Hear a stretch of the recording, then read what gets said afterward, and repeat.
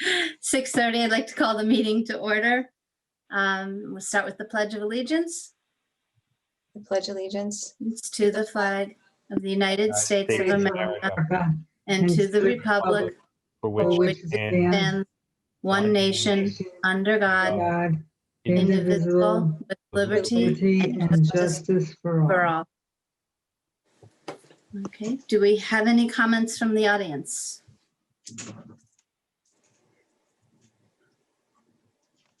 None? Anything in chat? No? No. Okay.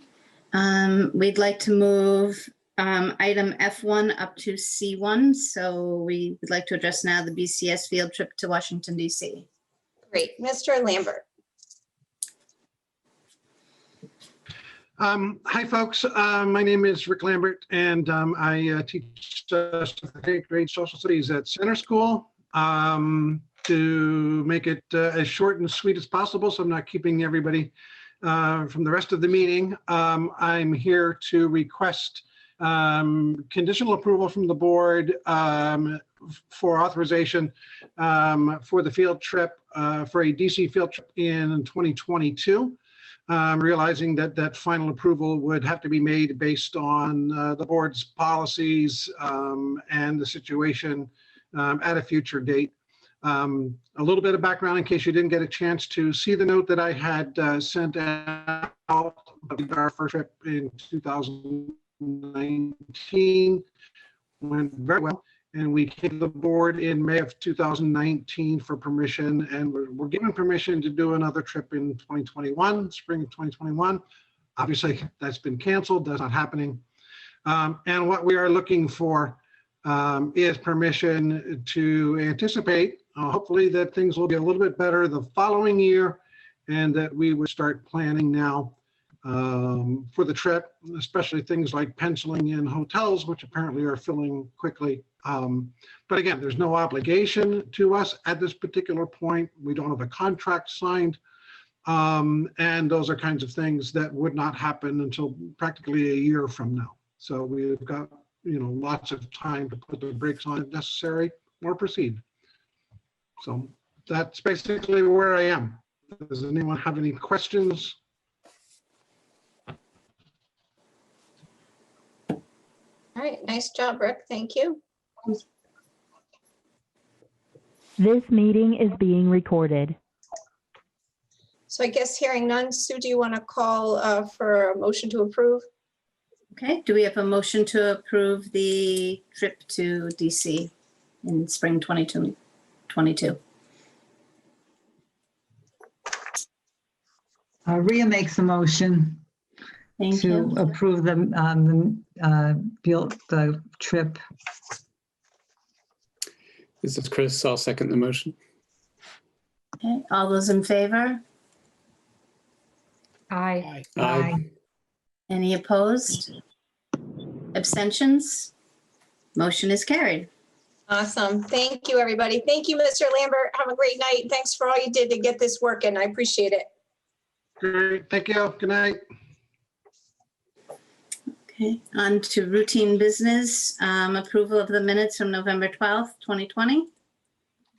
Do we have a motion to accept the minutes? So moved. This is Chris. Second, this is Anne. Okay, all those in favor?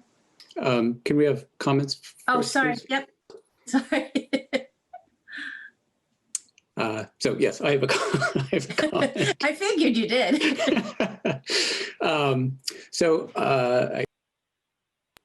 This is on page, I guess, 7 under the BHS update. I was reading along, everything's in third person. Mr. Maselli does this, did that. And then the 4th paragraph of the BHS update says, finally, I still receive many positive emails.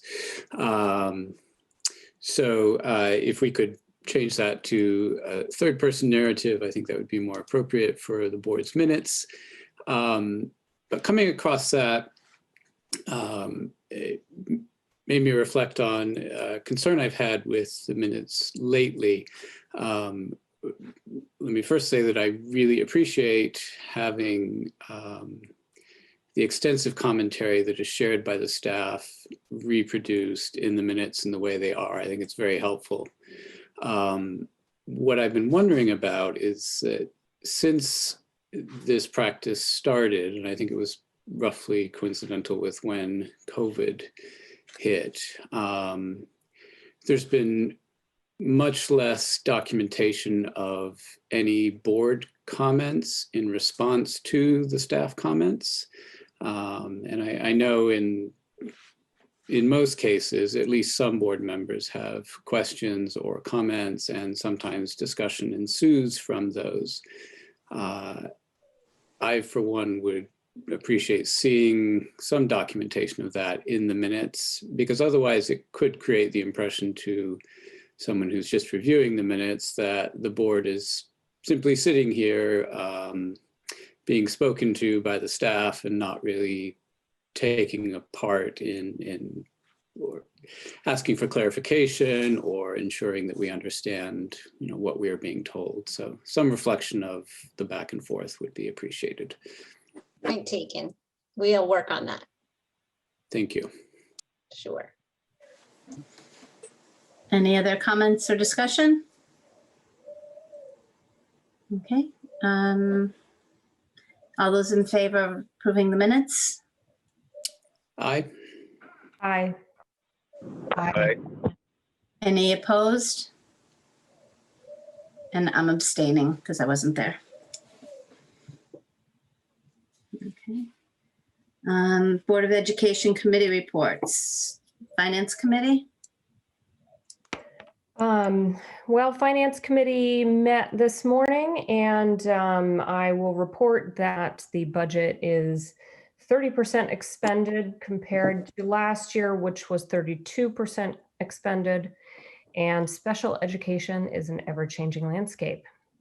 Can I invite Superintendent Hecht to review the transfers and the budget? Sure, absolutely. Thank you, Anne.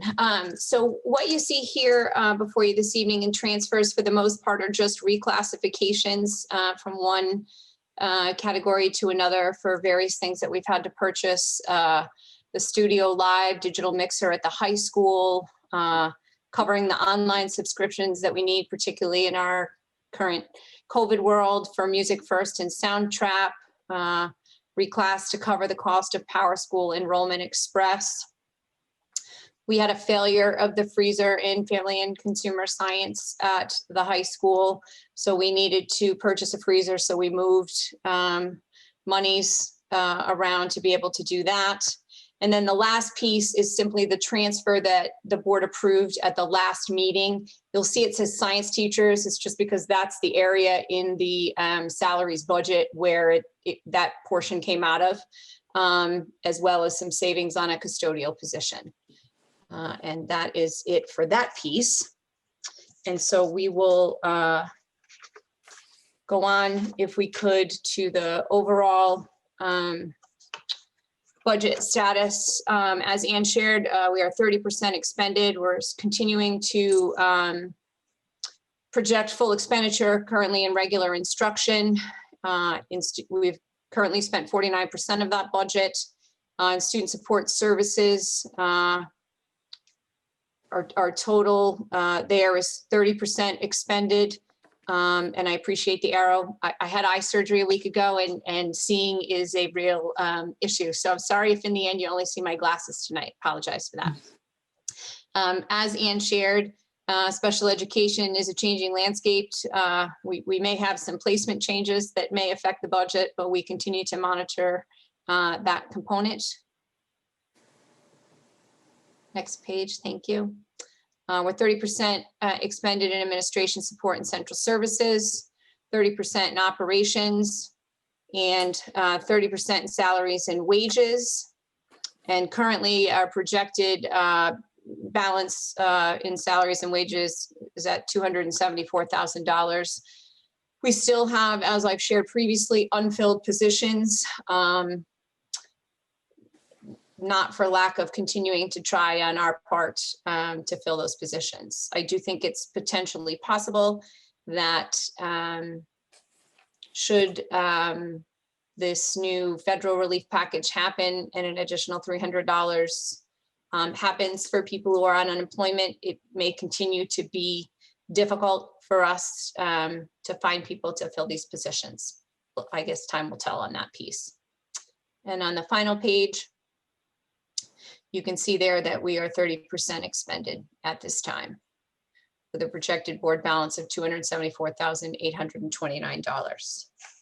So we will need a motion, please, to approve the transfers. I'd like to make a motion to approve the transfers. This is Ben. Thank you, Ben. You will second that. Thank you, Rhea. Any discussion?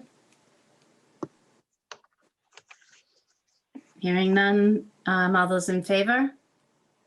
Aye. Aye. Aye. Any opposed? Abstentions? Unanimously carried. Thank you. I have one other thing to report under finance, if I could. Mhm. We made a request for additional coronavirus relief funds for PPE, cleaning, health and safety supplies beyond what the district already received of $133,826. I wasn't sure if this would happen. I thank Casal for her great work in putting this all together. And in fact, we were notified today that we've been awarded an additional $46,849.61. And you see before you the list of various components that went in to that amount. And these are all things that we have ordered, paid for, and already have in our hands because that was another component of these monies. So I'm appreciative that the state took our request. I believe that we were only one to make an additional request beyond the grant process. So again, thank you to Casal for her great work. So I just wanted to make you all aware of that. Yeah. Okay, Personnel Committee? Wait a minute, excuse me. Oh. Kristen, one question. Where did this money come from? This is federal funds that were given to the state of Connecticut called the Coronavirus Relief Funds. You may recall, Rhea. Yes. So that's where, so they actually get, you requested it from the state and the state increased the amount. Correct, because what happened was, the state received the money from the feds, then they made the determination how it was going to be doled out. Right. And a number of districts had to return monies that they were allotted because they weren't going to have the product in hand by December 30th, because that was one of the qualifiers of the money. Okay. And Great. so I think once that was released, right, it opened up some additional funds. And I thought, well, can't hurt to ask. Right. That's great. Thank you. That's wonderful. Thank you. That is great news. Personnel.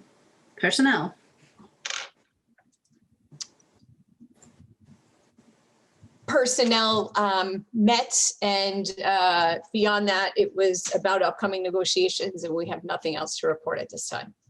Okay. All right, BHS student representatives. Emily? Hybrid schedule is going well. All staff and students are doing their part to help stay socially distanced and safe. The fall sports teams are having postseason Zoom meetings that are taking place within the next week to wrap up the season. The CIAC has postponed winter sports because of the uprise in corona cases, and they're now scheduled to start on January 19th. Thank you, Emily. Jack? And the freshman class took their PSATs last week, and the seniors also handed in their capstone research rough draft paper last week. And Drama Club has started a few weeks ago, and they're working virtually on a radio broadcast of A Christmas Carol. Very cool. All right, thank you. And as always, if you want to go, goodbye. Have fun. Thank you. Thank you, Jack and Em. Community meeting reports. Does anyone have anything to share?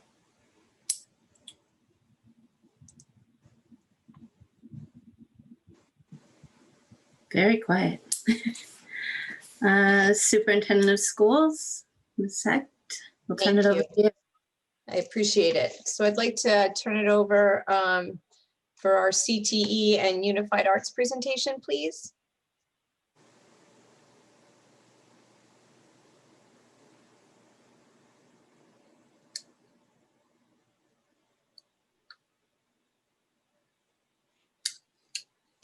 We put many safety precautions in place for students and staff.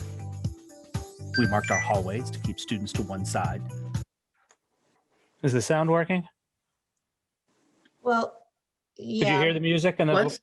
it was? Yeah, I heard about safety precautions. Oh, sorry, my fault. In place for students and staff. We marked our hallways to keep students to one side. We spread out eating spaces and included the use of our gymnasium for lunch. We maximized the spacing between student desks in all of our classrooms. Some of our areas presented a bit more of a challenge. These areas are music, art, and our career technical areas, which include business, culinary, and tech ed.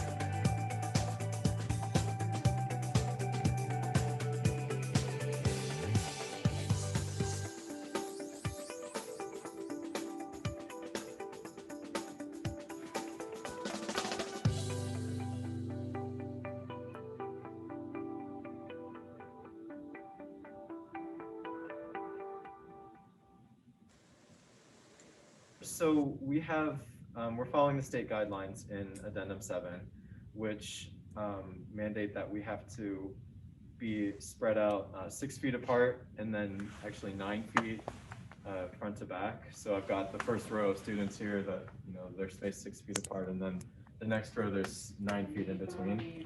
So there's that. And then we also can only sing for a maximum of 30 minutes indoors. So with choir, we do all of our singing at the end of the period so that we can just do it for the last 30 minutes of class, and then everybody leaves and the air can clear and recirculate. Our current safety regulations for instrumental music here in Bolton follow the state and national guidelines. In the band room, you can see that we have moved everything into a 6x9 grid, including percussion instruments. In order to actually play our instruments, students have to follow a few guidelines. Number one, we wear masks while we're playing. The masks have been modified by adding a slit in them so that the mouthpieces can fit into the mask. So the students wear the masks while playing. Number two, all of the instruments have bell covers on them. The bell covers include 2 layers of black material, and within them there's a layer of MERV 13 fabric, so it filters down to an appropriate micron level to mitigate the spread of any potential virus. Number 3, we've moved our rehearsals into the commons because of spacing requirements.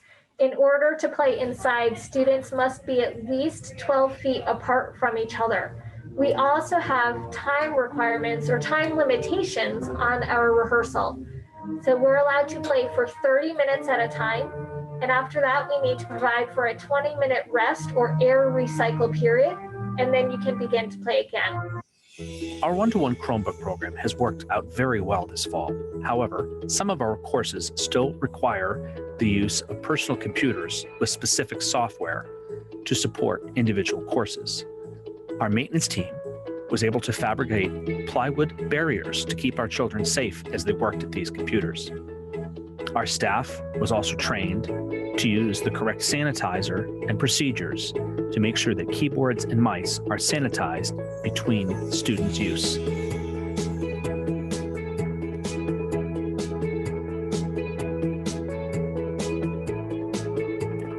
Our art room presented some additional challenges as well.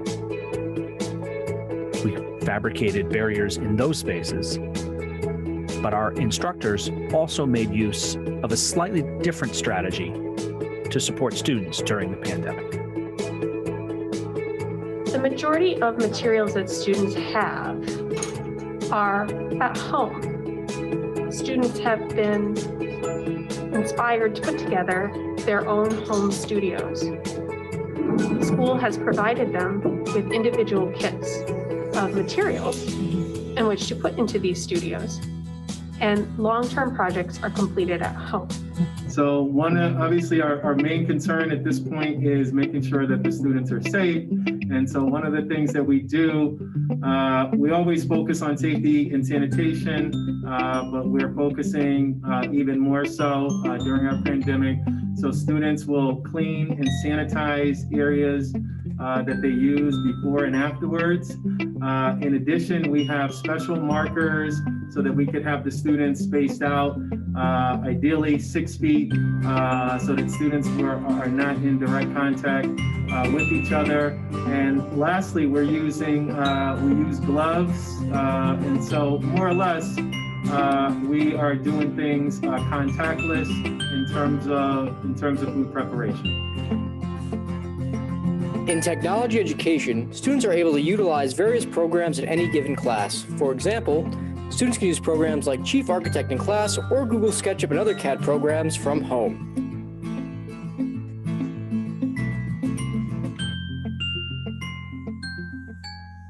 In computer-aided design or CAD class, students were able to download a free student version of SolidWorks to run at home on their own PC.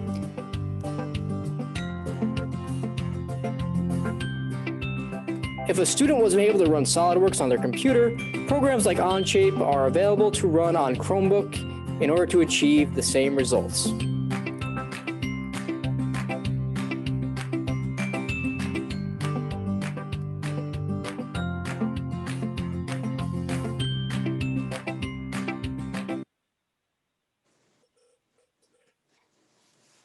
Thank you, Mr. Maselli. Are there any questions for Mr. Maselli or Ms. Malinowski or Ms. Johnson? We just wanted to give you a sense of just, what has had to happen, right, to make the changes necessary to really make these courses work at the high school level, for sure. All right, I'm going to turn it over to Mr. Rogers for our music department replacement cycle. Katie, good evening. Good evening. Thanks for having me. Can you guys hear me okay? Sure can. Thank you. Great. Thanks. So I'm here representing the music department, Dan Ayer, Jason Beat, myself, and Mary Dombraskis. And we provide an instrument replacement cycle every year. It's generally a 3-year plan outlining our priorities for instrument purchases and replacements. We reevaluate and do our best to communicate the needs based on enrollment and student needs. And as the previous video alluded to, we are certainly in a state of flux right now within our programs. So this was actually really a tough year. And we just don't feel that we're necessarily able to predict 2 to 3 years ahead responsibly. So we've done the best that we can right now, and we'll update whenever we can. So you'll see that for the 2021 to 2022 school year, this is BCS. Our best estimate is that a double French horn would increase access, as well as a new set of orchestral bells. And that total comes to $5,000. So that's for the center school. But you'll see for 2022 to 2023 and the following year, again, simply because we lost a lot of numbers in our programs and we're not sure what's going on. It just feels irresponsible to us to say we need this when we don't know what students will have. So for the high school, similar, except next year, what we would ask for would either be another like a practice xylophone, which is a smaller mallet instrument that students could take home. So what we have now, should we be in this situation again, is what I'm trying to say. Should we be in a situation, and hopefully not, but that's what that is talking about. It's an instrument that somebody could play at home as opposed to the little bell sets that some students do or do not have. And or we could use some crotales. That's a percussion instrument that feels like a luxury, if I'm going to be honest. And based on the numbers of students, again, that might change. So sadly, I don't have many more answers than that, other than district totals, I believe is the next slide. Should we follow that plan for the 2021-2022 school year, that would cost approximately $6,000.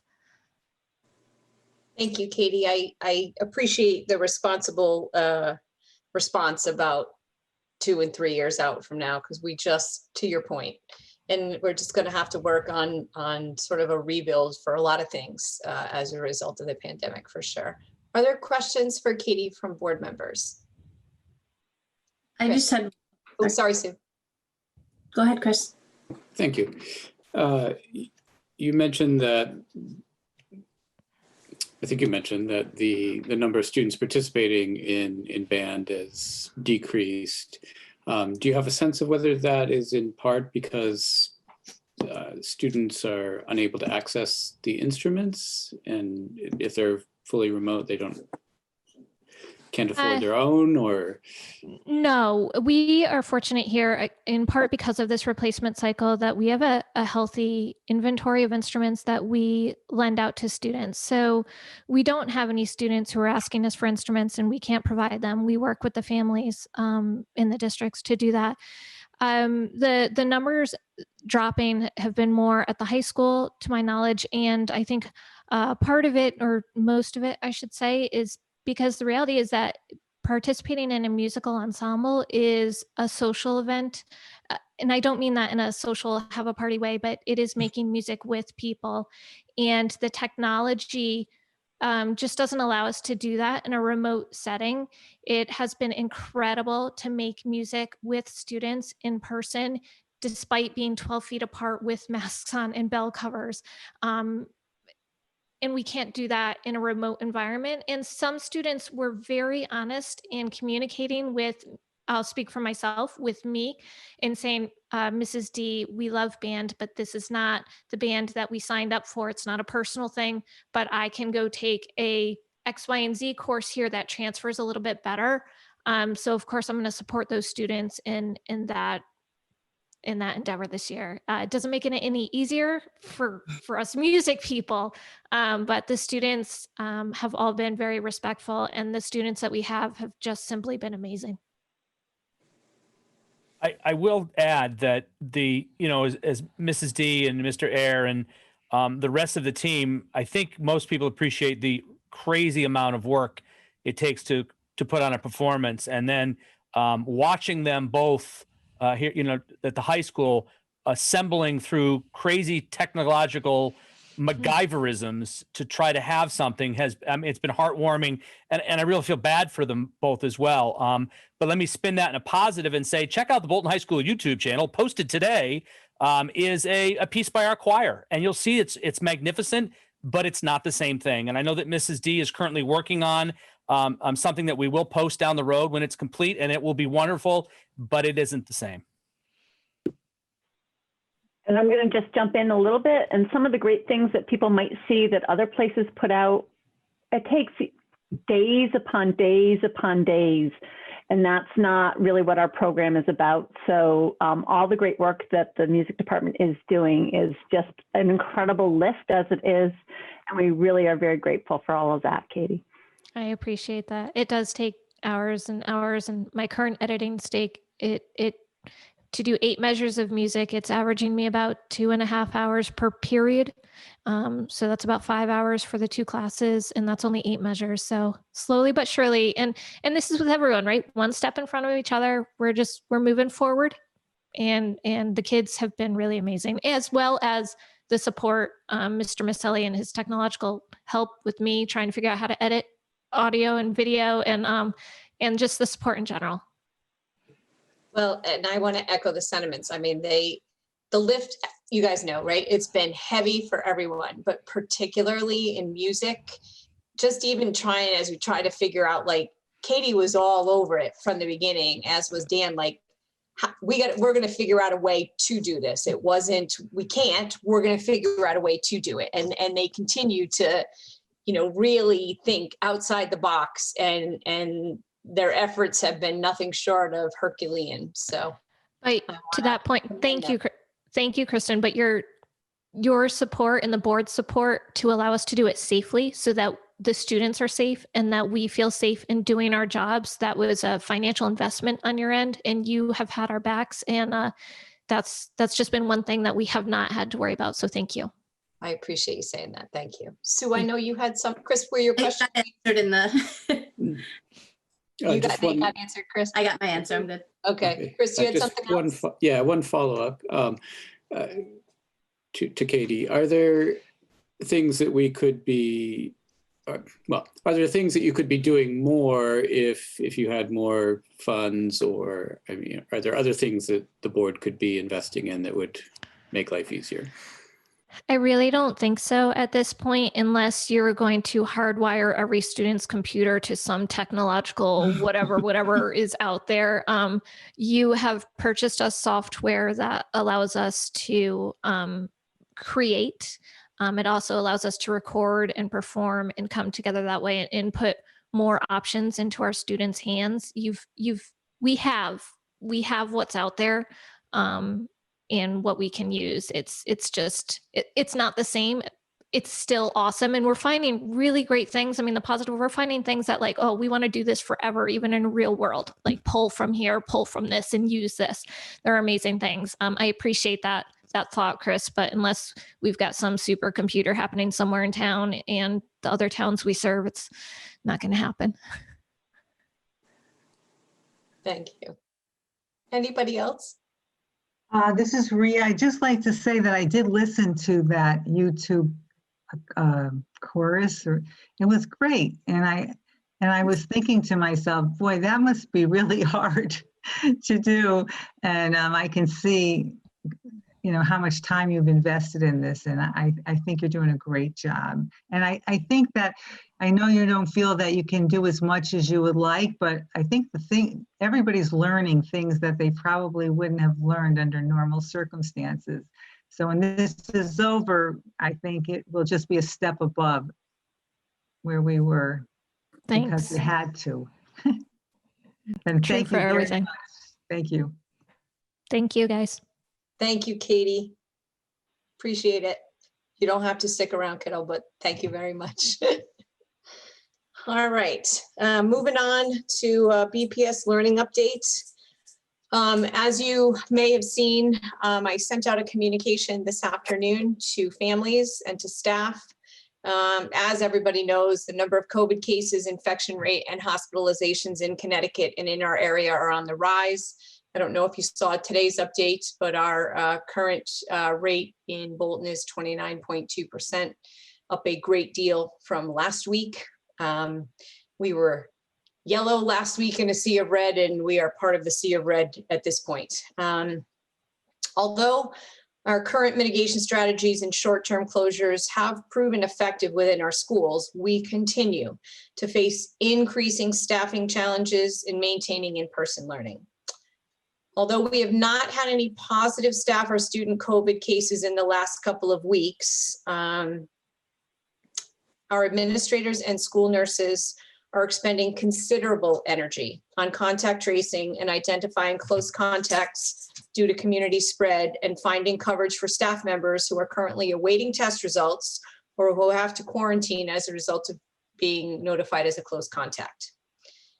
Just in the last 24 hours, we have experienced a significant uptick in staffing challenges, and I would associate that with what I would call the Thanksgiving boomerang effect at this point. I had hoped we were going to get beyond it unscathed, but the last 36 hours or so have proven that that is not the case. So in an effort to be proactive, and after consulting with both Rob Miller, Eastern Highlands Health District Director, and Jim Rupert, Bolton's Emergency Management Director, The Bolton Public Schools will be moving to remote learning for all staff and students for 3 days leading up to winter break, which would be Monday, December 21st through the half day on Wednesday, the 23rd. That Wednesday was already scheduled to be a remote day. And then remote learning will resume for all students and staff again on Monday, January 4th through Friday, January 8th. And I will share with you, administrators can attest to this. I have been back and forth on that piece of it, and had settled on last night that we were going to come back to school on January 4th until today happened, to be quite frank. And the constant barrage boomerang effect that occurred today with our staffing. So I think that that is proactively in our best interest, in the hopes that I can get everybody back on January 11th safely. We will be returning in our current model on January 11th, should we be able to do so, which is our K-5 students with 4 days a week on Monday, Tuesday, Thursdays, and Fridays in person, and 6 to 12 remaining in hybrid, with everybody being remote on Wednesdays. Our goal still is to get our 6 to 12 students back to the 4 days, like our K-5 students are. That continues to be our goal. And families who have opted for full-time distance learning will also be allowed to continue that from home. Teachers will be teaching virtually on the remote days, and all students will be logging in remotely to their classes every day. Are there any questions for me on that piece? I can't see everybody, so you'll have to holler out. Ben, I have a question, please. So I hosted a legislative event today with my nonprofit, and among the things that they talked about when we had the Senate Majority Leader and the Appropriations Committee Chairperson, was that the Connecticut Education Association had somewhere in the range of like 14 or 15,000 signatures that had teachers really wanting to push this even through the end of January. Is there any consideration to extending it beyond this? Ben, I think we're going to have to see what the numbers bear right at that point in time. And quite frankly, whether or not we have the staff to open back up for full in-person. I will tell you that our staff has been nothing short of amazing. They have done everything that they need to do to ensure the mitigation strategies. The board has been super supportive. Our administrators have been amazing. Our nurses have been amazing. But the data is really going to drive where we stand come that point in mid-January, to be honest. It's a great question. Yeah, I'm actually really even happy to see that we've done it even to this extent. So yeah, thank you. Thank you. Anybody else? Kristen, it's Rhea. I have just one quick question. When you say that teachers, you're having trouble with staffing. So if they're remote, if they're working on remote learning, are the teachers able to teach because they're just being quarantined, or are some teachers too sick to teach? And what happens? Do you have enough substitutes to handle the remote learning, or is that becoming a problem? Well, so today we were at the brink, Rhea. We have some staff who are too sick to teach remotely, which is why we have our daily subs, in our building, so that they can be in the room with, the lessons. Sometimes they might be tuning into another class in that grade level, but the substitute's there to supervise. In other situations where we have staff that have to quarantine because they've been identified as a close contact, but they themselves are not sick, but they have to be home for 14 days. And so they are teaching remotely. We also have some staff, and the law allows for this up until the end of this calendar year, if they have childcare issues because the district in which they live has shut down and they have small children and do not have care for their children, they are allowed to be home. And they're allowed to be home and not teach, and they're allowed, or if they choose to and can manage to teach remotely, and we can support that, we do that. But I mean, at this point, based on what was happening today, I'm going to be really honest. I am keeping my fingers crossed that we can stay open and not have to go remote between now and next Friday. I think it's potentially very likely that administrators are going to be in classrooms trying to keep us open, to be honest. Right. Thank Yeah. you. Thank you.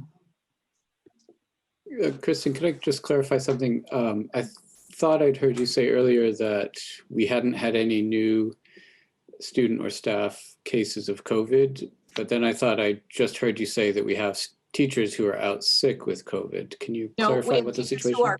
Yes, sorry. We have teachers who are currently out sick, who have COVID-like symptoms, who are going for tests or who have just had a test, but we're not getting test results back for 5 to 8 days at this point.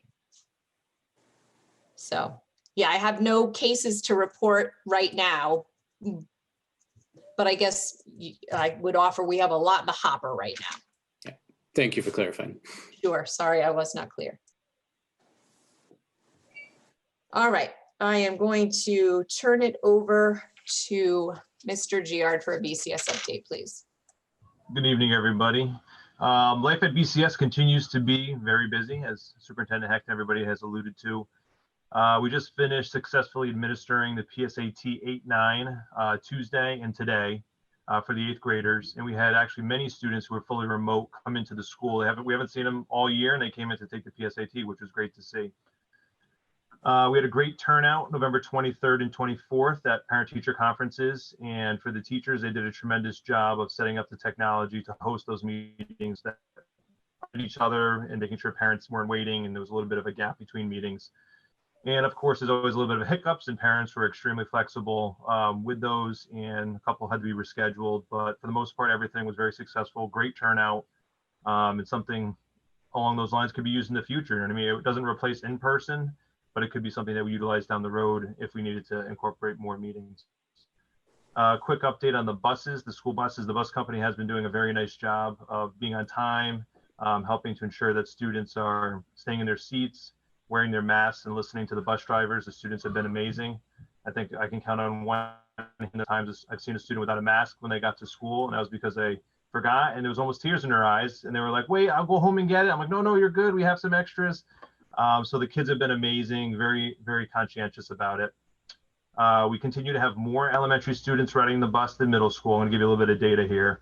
I kind of average the numbers. The bus company's been giving the superintendent and myself a bus count every week.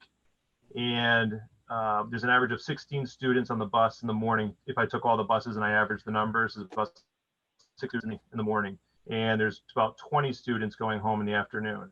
And then I took a look to see what is the most number of students I've seen on a bus, and it's been 30 at any given time. 30 has been the most that's been on a bus at any given time for the BCS runs. As we continue to look, so that's some good news. And if you have any other questions about the buses, I can answer those, but the buses are going very well.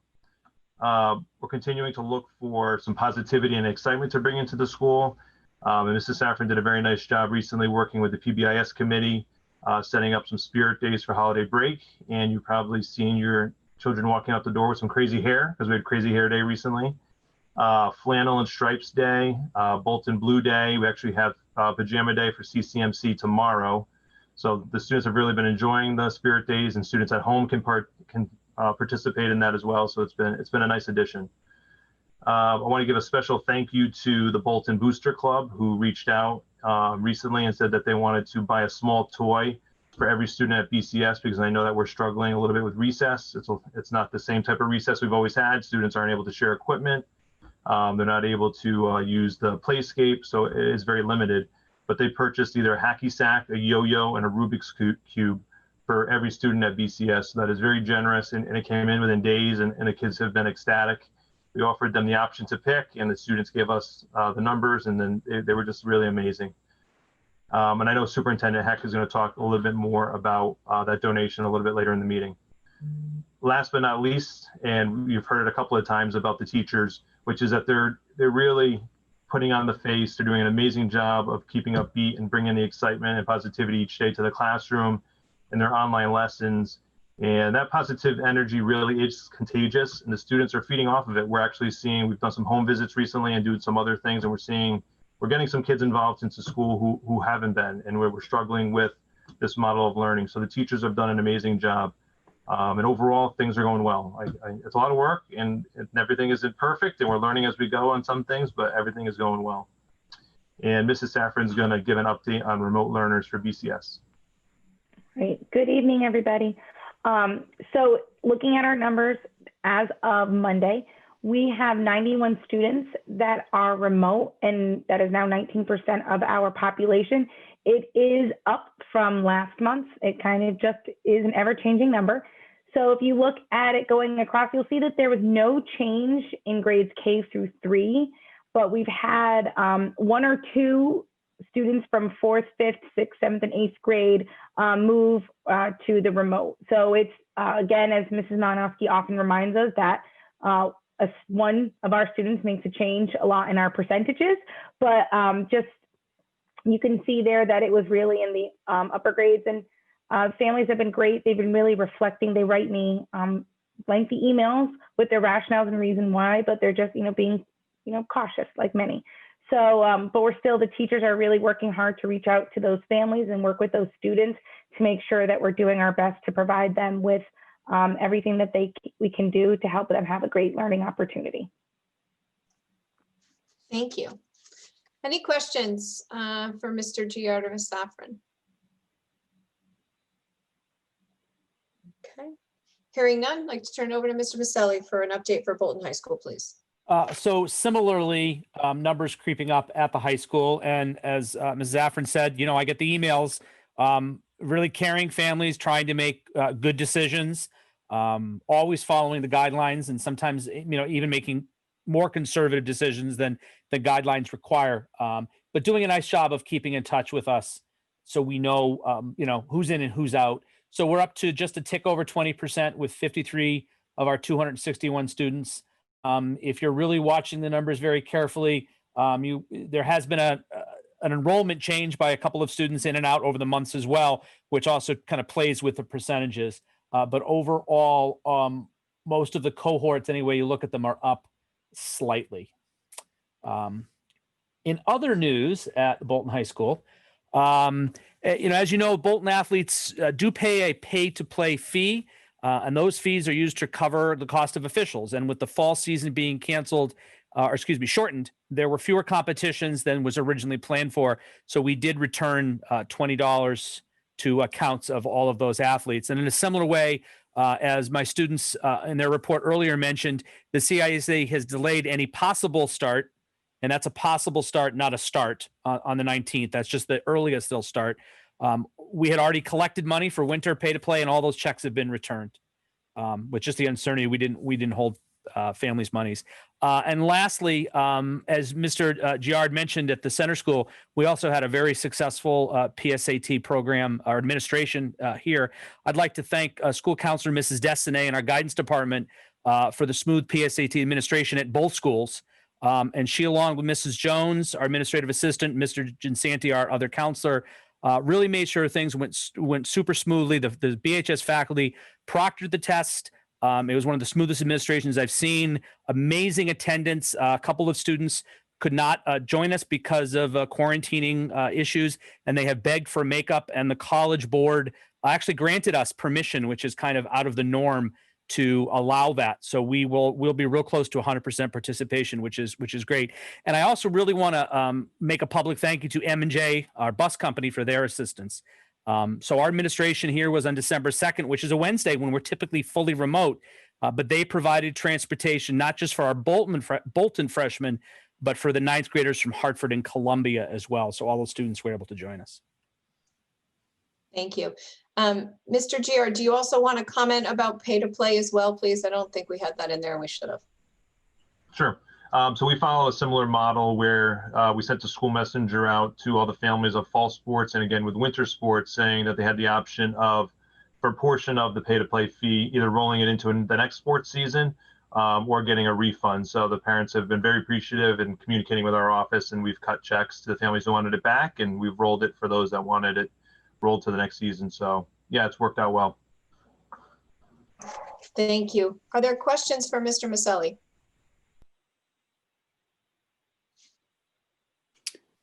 Very quickly, if I might, this is Chris. I believe I saw something in the news either today or yesterday from the governor's office announcing a new initiative to challenge high schools to increase the number of students who complete the FAFSA student aid application each year. Have you seen that? And will Bolton be doing anything to, to participate or try to encourage more of our students? Great question. I had heard about that, and I honestly didn't reflect upon it much because really it is the goal of our counselors every year to try to get 100% participation. Mr. Giansanti is spearheading our senior team this year.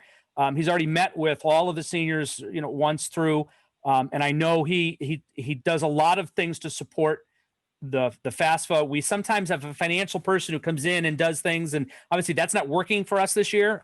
So he's done much more personal approach, and really kind of going above and beyond for those families that are struggling. It is a tricky thing. So for the board members, obviously, Mr. Dave, but for the board members who don't know what we're talking about, it's the federal government form. It's nothing the schools can complete themselves. It involves the financial information from families. And, traditionally in my tenure here at the high school, we do sometimes find families that they become very uncomfortable when you want to help and you want to talk about it because, it involves their tax returns and their bank accounts and those kinds of things. And that's, of course, not our goal is to get into that. But, we're trying to say, well, this is what you need to gather and this is how the form is filled out.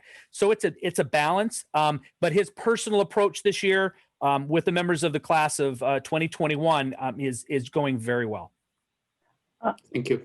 I'd like to just add to that a little bit, Joe. You may not know this on the side, but Mr. Giansanti and I have had a conversation since last year when the state actually provided some FAFSA information on the EdSite Secure website. And so he and I have been just like, how do I use that data to make sure I stay on top of this? So he's already been on top of that since last year.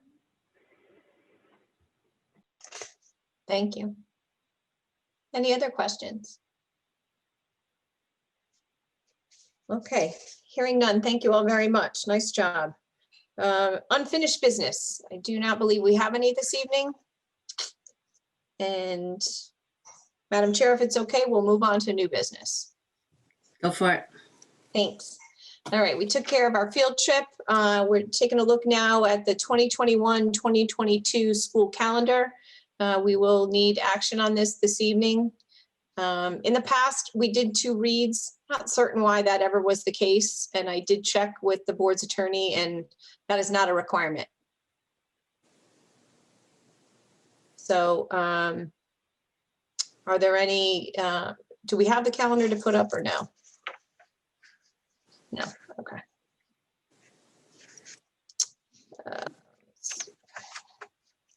there any questions or concerns, or could we have a motion to approve the calendar? I'll make a motion to approve the calendar just so that we can have a discussion about it. Great, thanks. Do we have a second? Ben, second. Go. Thanks, Ben. Discussion? Yeah, so in looking over it, I noticed that there's a 6-week period from the end of April vacation until Memorial Day weekend, where the only gap or break is a half day on May 6th. That's the longest stretch in the whole school year. I was wondering if there might be any benefit in moving one of the 2 March early release days to, say, May 27th. Just so that there's a bit more of a breakup in when students have time off and also possibly giving families a bit of a head start on the holiday weekend. Yeah, so part of the reason why we didn't move that March day to the May is because we still have a fair amount of PD and work that needs to be done in March as we work towards finishing teachers' goals.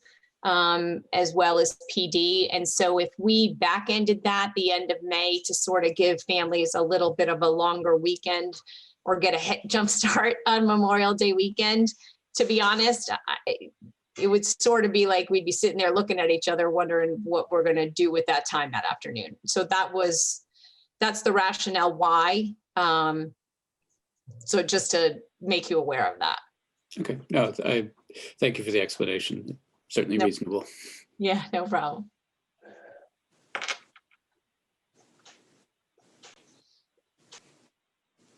Any other questions, comments?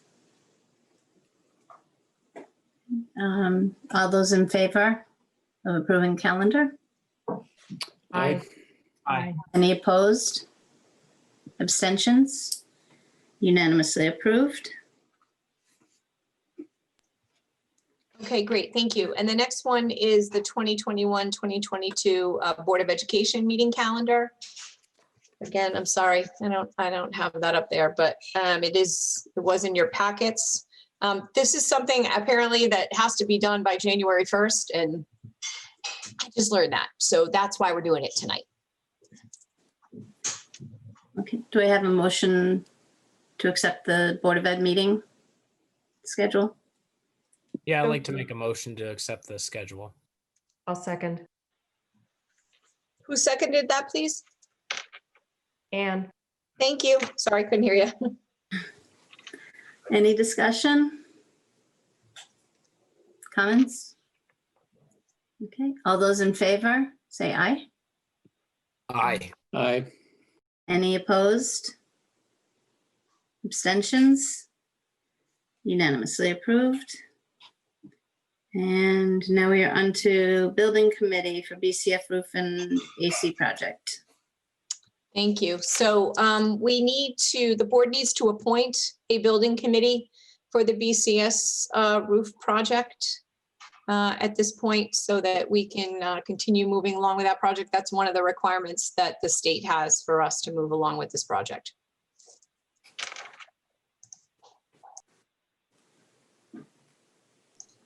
Do we have any volunteers? Can we simply appoint the members of the Building and Grounds Committee? Yes. That seems appropriate. They're willing. We had kind Are of they thought willing? maybe Ben, Andrew, and Scott to do it. Scott in particular, because of his experience, he's not on the Buildings and Grounds Committee anymore, but because of his particular area of expertise and the fact, I think, he could be a great asset to both Andrew, Ben, and John Casal and I. Scott is on the I'm Buildings and Grounds. definitely available. No, I think it's Ben on Buildings and Grounds, Andrew. You and I think, I don't know, you could be right. I don't know. I think it's Scott and Ben, Buildings and Grounds, and me and Scott on Kappa. Oh, got it. Okay. Maybe that's what yeah, okay, you're right. So are all three of you willing to do that? Before we tell you, you have to. I am. Yes, Okay. I think that's who's appropriate. Okay. Do we have to do a vote on that? You do, please. Okay. Do I have a motion to have Ben, Andrew, and Scott be on the building committee for the BCF roof and AC project? So moved. Nope, Ann got it. I'll second it. Okay. Any discussion? Comments? Okay. All those in favor? Aye. Aye. Any opposed? Abstentions? Approved unanimously. Okay, and now we're on to policies. Chris, you want to take that one? Sure. It's short and sweet this week. First read of policy 6161.21, fees, fines, and charges. As you hopefully saw, there's only one relatively small, although I think important change, which is to add fees for sports to the list of fees that can be assessed to students by the administration. For whatever reason, fees for sports, the pay to play was not ever included in our policy covering fees. I happened to notice that a while back and brought it to Superintendent Hecht's attention. She spoke to the board attorney about it, and they agreed that it certainly would not harm or be harmful in any way to include that, and it would help to clarify things. So that is why we brought that to you this evening.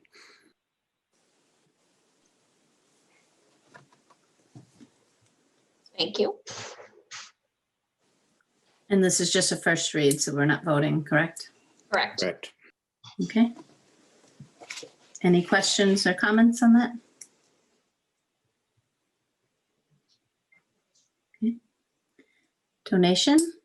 Okay, so as Mr. Giard shared with you, the Booster Club generously donated $358.54 for individual recess toys for every student in grades pre-K through 8, and we are most appreciative. That was a great idea on their part, and we greatly appreciate their donation. It's certainly going to serve our students very well, and again, we're just so thankful. I would also like to share with the board that a Bolton High School graduate approached Mr. Maselli last spring about supporting a program to update the Brandy Street signs for both Bolton High School and the Board of Education offices. After careful research and design, we are moving forward with this project. This alumni has coordinated with a few other graduates, and a donation of $23,150 is being made to the Bolton Public Schools to cover the entire cost of the fabrication and installation of the new signs. We are so incredibly appreciative for the very generous donation from our amazing Bolton alumni. Awesome. Okay. Future business. I think Chris had something. Chris, did you have something? Yeah, sorry, I couldn't unmute in time. I was just wondering, are we allowed to know who made the donation, or is it anonymous? The alumni has asked to remain anonymous, which is why I did not announce the person's name. Very good, thank you. But we will be sending letters to both the Booster Club and our alumni, thanking them, and certainly so that the alumni can take full advantage of the tax piece on it as well. But we are so appreciative of the support our groups are giving and our alumni to our schools for sure. Can you tell us the year they graduated so we can narrow it down? No, sir, I will not do that.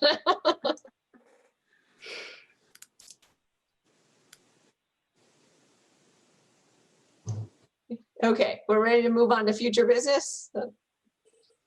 Anything? I don't believe so, unless somebody has something. All right, now we adjourn to go to executive session and invite Superintendent Heck to join us. Did I do that right? Yep, to attend the superintendent's mid-year evaluation review of goals. Good, thank you. Do I have a motion to adjourn? So moved. This is Chris. Second. All those in favor? Aye. Aye. Abstentions? Oh, sorry. Opposed, sorry. Abstentions, okay. Moving to executive session. Thank you. The recording has stopped. Good night, everybody. I'll see you in executive session. Good night. Happy holidays, all. Thank you to administrators very much.